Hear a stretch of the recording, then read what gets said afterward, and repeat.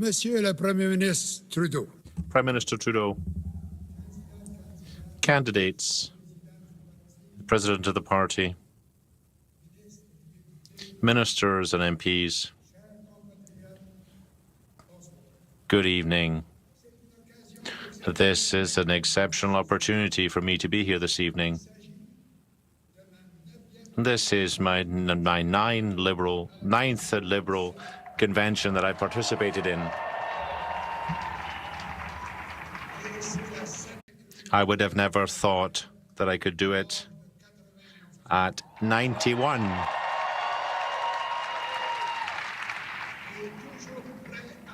I'm still ready to fight. I have fight in me yet. So many young people in the room today. It reminds me of my first Liberal convention when I was the president of the Young Liberals at Laval University. In 1958, when Lester Pearson was elected Liberal leader.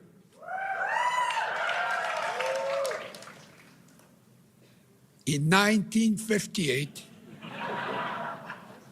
not many of you were born. And he then became a very good prime minister. I have kept coming to Liberal Convention for 68 years. I have kept coming back to Liberal Convention because of what the Liberal Party stands for. I have kept coming back because of what the Liberal Party has delivered to make the lives of Canadians better. And I am here today because it is the Liberal Party that can best deliver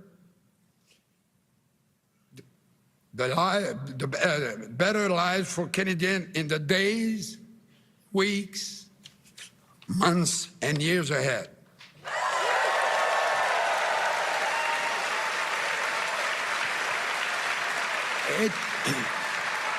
It is the Liberal Party that has given Canadians the Canadian Pension Plan and Medicare, the Charter of Rights and Freedom, the two official languages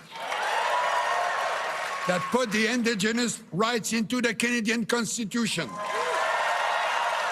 brought in tough gun control laws, affirmative action. We have always supported women's right to choose. We are the party who led the way to permit the second party in the country in the world to permit same-sex marriage. The party is the party of diversity, equality, tolerance, openness, and inclusiveness. We Liberals call it the very essence of Canada. And it is the Liberal Party that gave us the red maple leaf flag 60 years ago, which flew so proudly in homes across the country on the 14th of February to demonstrate our patriotism and love for Canada. I want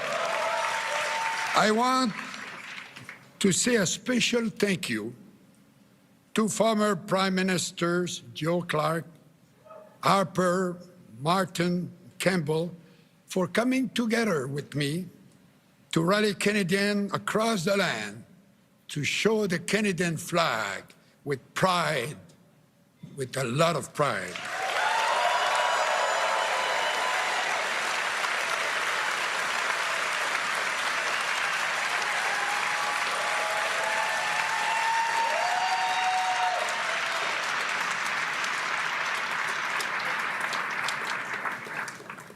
But tonight, I want to pay tribute to Justin Trudeau. I want to pay tribute to aim for taking the Liberal Party from third place to government, and three successive election victories. I want to pay tribute to what he and his team have accomplished. Canadian Child Benefit, to reduce the poverty for the children in Canada. The $10 child care that opened the labor market to so many women. For the dental plan for low-income Canadians. For all the work they've done on the environment. Ladies and gentlemen, these are liberal policies. And let's talk about the economic reality of the moment now. Because Canada has done well. This, I'm telling you, as I've said so many times, Canada is not broken.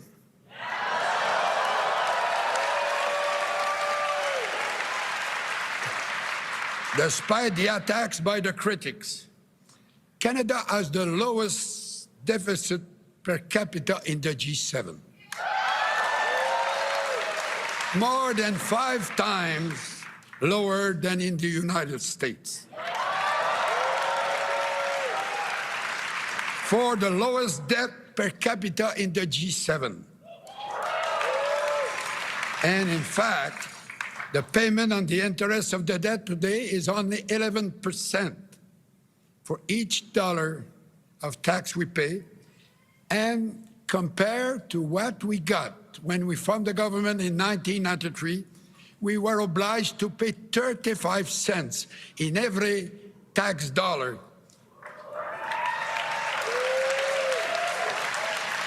That was a little problem the Tories left to me.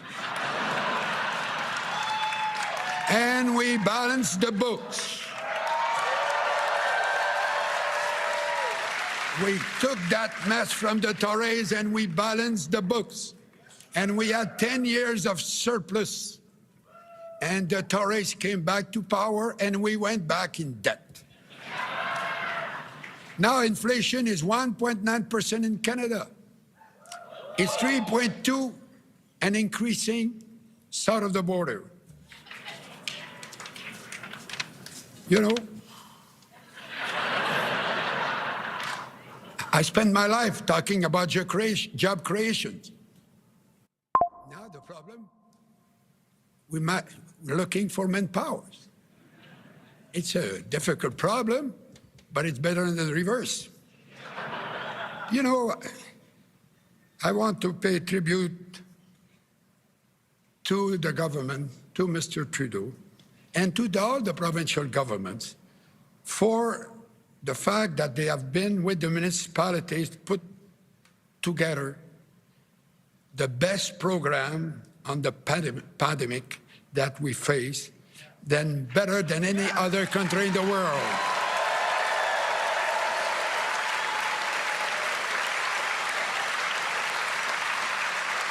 Our debt rate was less than half of the United States. Today, as a party, we're choosing a new leader. A leader who will assume the mantle of Laurier and King, Saint Laurent and Pearson, Trudeau's father, Trudeau the son, who has with him a very beautiful daughter. You know, I'm old enough to say that.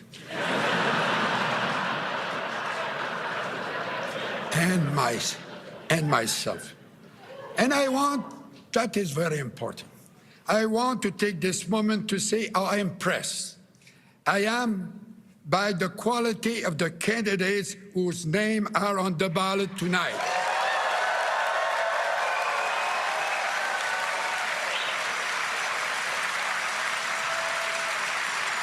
It makes me very, very proud to be a liberal.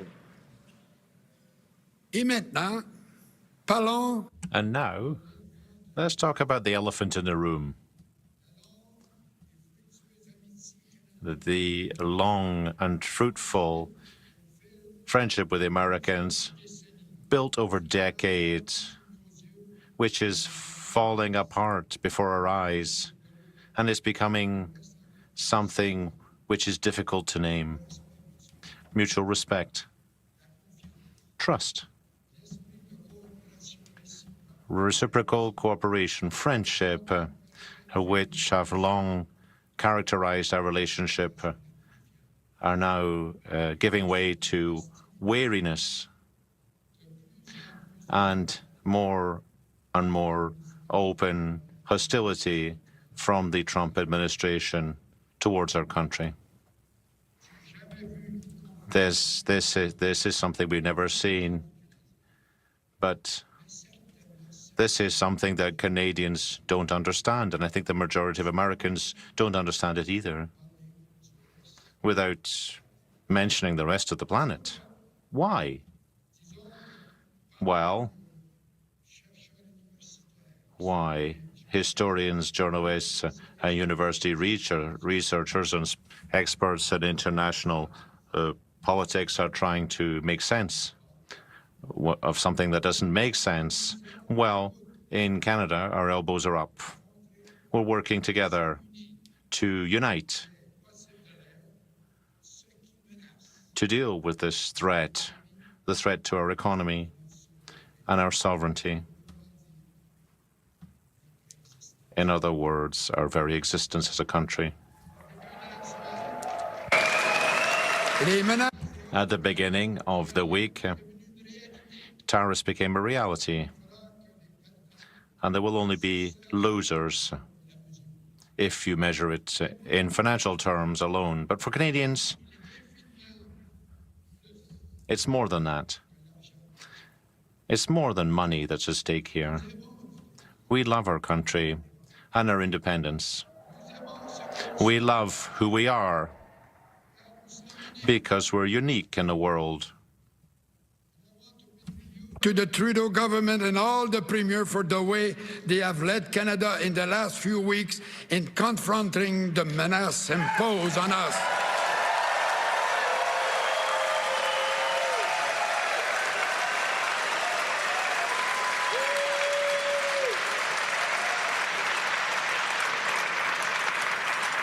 With tariffs completely unjustified. Governments have absolutely right in retaliating as they have, and I congratulate all of them.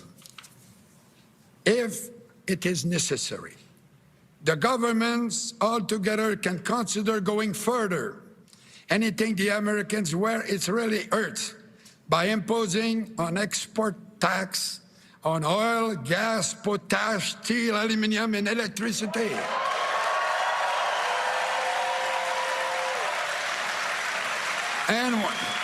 And we'll use that money to build infrastructure that are needed in Canada. For example, to build a pipeline for natural gas from Alberta to Quebec. Alberta, the family of my mother, and Quebec, of my father. So, you know, I think that if we do that, that will keep the steel workers working in Canada for a long time.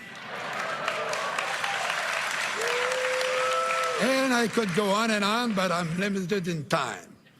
So, the world has lived for 80 years with a rule-based order that has brought us peace and prosperity. It has enabled the United States to be the strongest, the most powerful country in the world.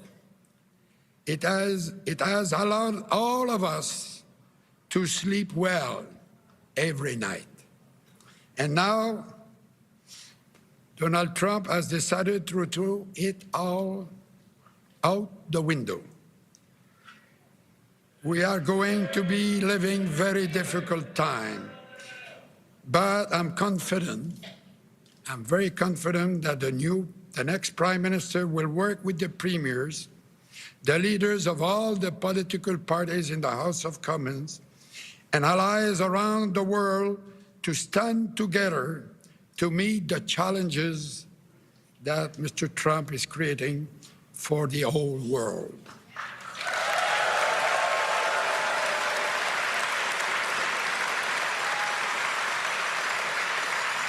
And perhaps, speaking of the president, it is time for a little history lesson for him. Probably does not realize that in 1776, Benjamin Franklin spent a year in Montreal trying to convince the people to join the American Revolution. And he was told by the Francophone, non merci.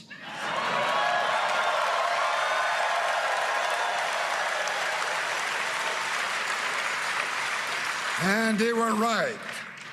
Look what happened to the French language in Louisiana.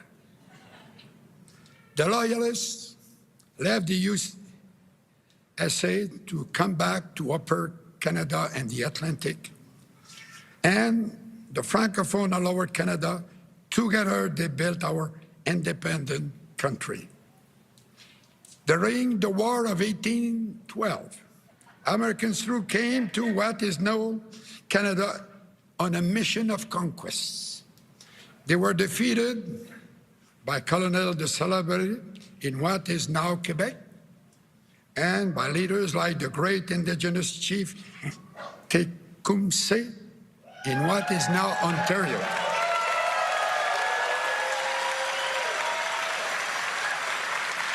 And I don't know, apparently some burned the White House at that time.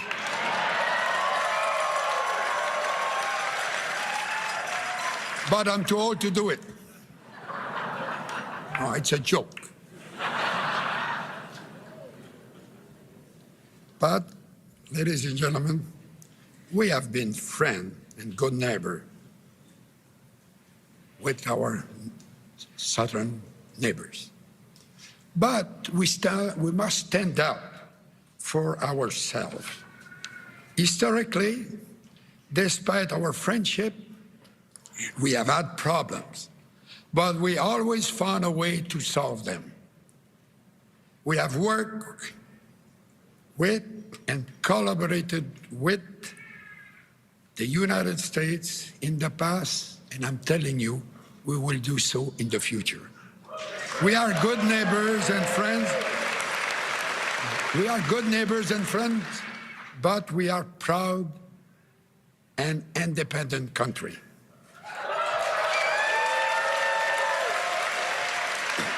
But sometimes one must stand up for Canada. We must always be vigilant. And I did so as minister and as prime minister. Way back in 1968, when the Americans sent a ship, the Manhattan, with no Canadian flag through our Northern Passage, they wanted to prove that the passage was international water. As Minister of Northern Affairs, I flew to Pond Inlet at the northern extremity of Baffinland to confront them. I was on the Louis Saint-Laurent icebreaker. I called the captain.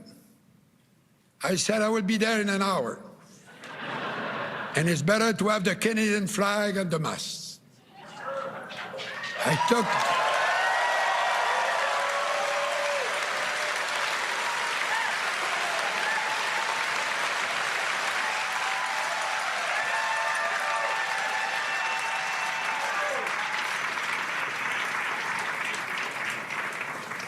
When I arrived, there was a Canadian flag at the mast. And I had a big smile. You know, we had other problems of the same nature. You remember Newfoundland, the so-called fish war, when we arrested Estee, when my friend Tobin made a great show at the UN with the illegal nets. And we were successful. They changed the international laws after that because there was a problem that needed to be fixed. And I'm quite proud of it, and it was quite a time. Yeah.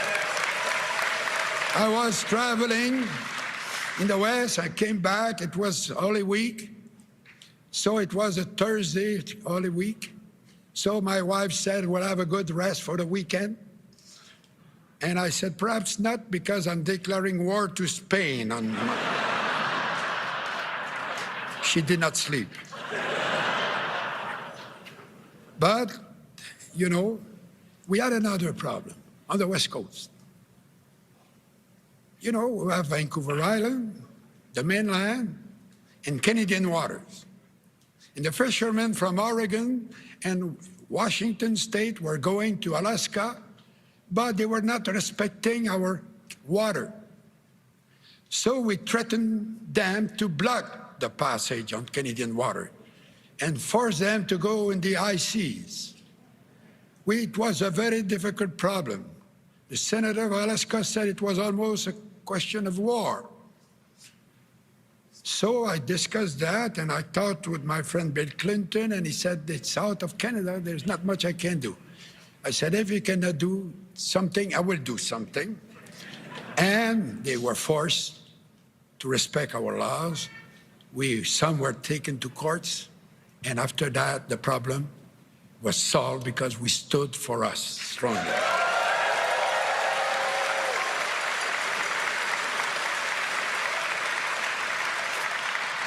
But for 8 years, I was a colleague of Bill Clinton, and he would always say that Canada was his best ally, and that I was a very good friend, and we still are very good friends. But we worked together, and we found solutions together.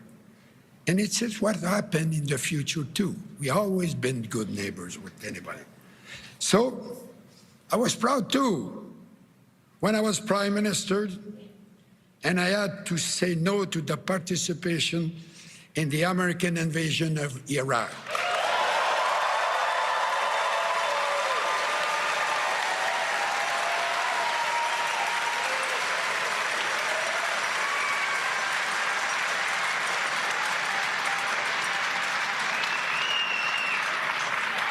That decision told the United States and the world that Canada is a proud, independent country. Of course, the business community was very nervous. They were afraid of retaliation. So I told them, okay, give me the list of all the goods and all the services that the Americans are buying from us because they like us. I've not received the list yet.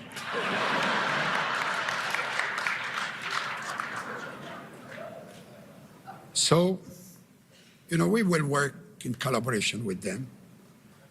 But, you know, they have to understand, and everybody understand, that we are a very proud country. And for me, I can tell you that sometimes I can say this, from one old guy to another old guy. Stop this nonsense.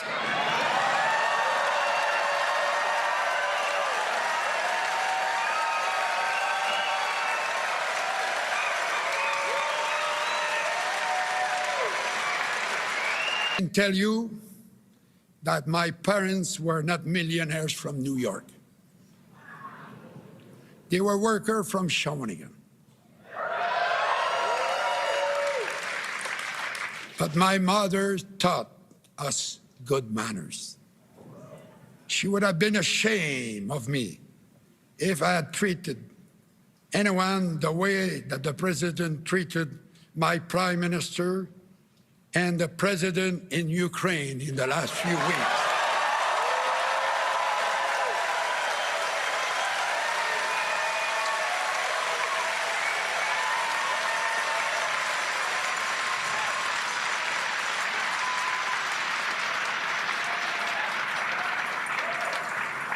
The reason we don't want to become American is because our values as Canadians. We are proud Canadians, and yes, we owe a debt of recognition to Mr. Trump. He has united us as never before.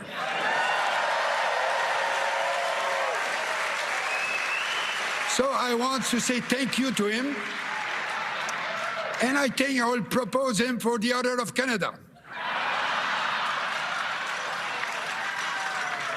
I'm just kidding. Mesdames et messieurs. Ladies and gentlemen, when I was Prime Minister, I would travel across the world. I went to the UN, to the G7, to NATO, to the Commonwealth, to the Francophonie, and to all sorts of international meetings on the 5 continents. When I came back to Canada, each time I would say that the job of being Prime Minister is perhaps the easiest of any country in the world. Canada is the country that works the best, I think, much better than any other country in the world. There are millions and millions of human beings from all over the world who would like to come and become Canadian citizens. There was a survey not long ago. They were asking the people, where will you want to go if you had to start again your life? And Canada was #1. Why? It is because Canada is the land of freedom. Canada is the land of opportunity, the land of generosity, the land of tolerance, the land of stability, the land of rule of law.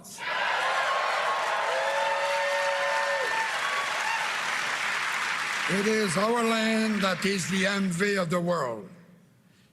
Canada will continue to rise through north strong and free.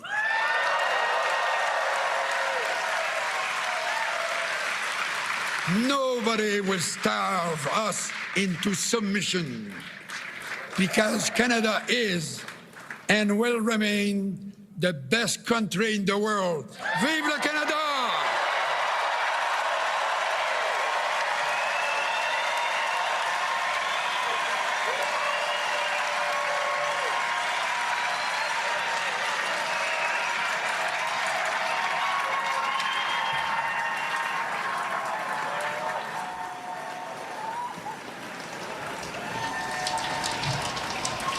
Former Prime Minister Chrétien, they're addressing supporters.